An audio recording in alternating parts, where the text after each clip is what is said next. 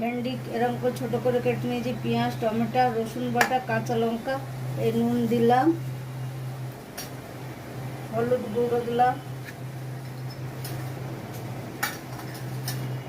জিরের গুঁড়ো,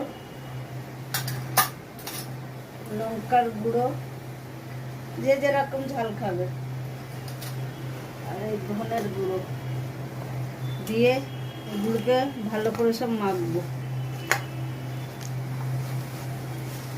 ওদিকে কড়াই তেল আর তেলে শুকনো লঙ্কা দিয়ে গরম করতে দিয়েছি, কাঁচা লঙ্কা দিয়ে দেবেন। আবার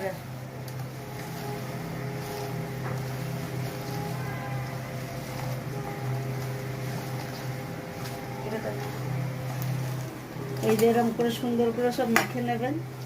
ভেন্ডিকে এরকম কুচু কুচু করে কেটে,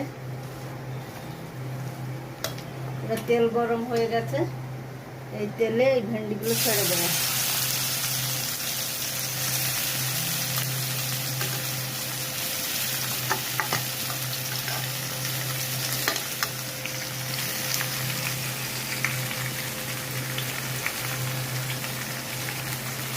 এতে কি হয়, ভেন্ডির ভিতরে ভালো করে মশলাগুলো যায়।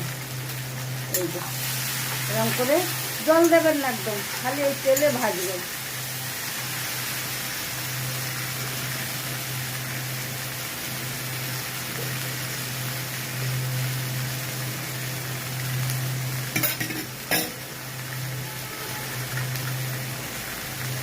একদম জল দেবেন না, একদম তেলে এরকম বেশি করে তেল দিতে হবে, অনেক তেল দিতে হবে।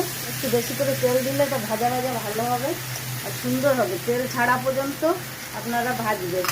আমার একটু তেল কম হয়েছিল, আমি আর একটু তেল দিলাম, আমি বুঝতে পারিনি। এটা ভাজা ভাজা হবে।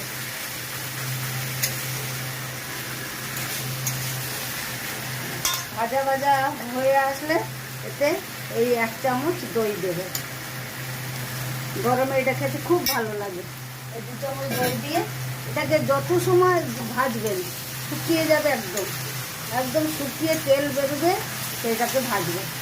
ভেজে ভেজে ভেজে ভেজে একদম তেল ছাড়বে। আর ভেন্ডিগুলো যতখানি গাছে অল্প হয়ে যাবে, টাইম কম বলে আমি পুরোটা দেখাতে পারি না। এটাকে পুরো ভাজা হবে।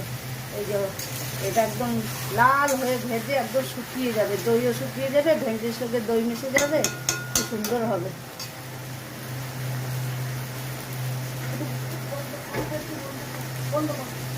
দেখানোর জন্যে কালার ভালো হবে, তাই একটু কাশ্মীরি লঙ্কার গুঁড়ো দিয়ে দেবেন এরকম করে ভেন্ডিতে দিয়ে। এই যে এটাকে